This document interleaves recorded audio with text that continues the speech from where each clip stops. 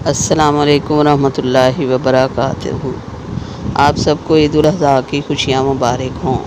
अल्लाहु अकबर ला इलाहा इल्लल्लाह वल्लाहु अकबर वलिल्लाहिल हम्द। ईद उल अज़हा का दिन सुन्नत इब्राहिमी की याद ताज़ा करता है और ये एक ऐसी इबादत है जो हमें इसार, मोहब्बत और अल्लाह रब्बे करीम की खुशनुदी का रास्ता दिखाती है।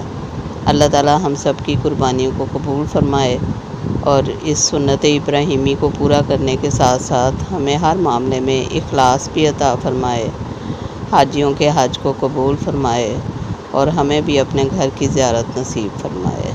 आमीन या रब्बुल आलमीन।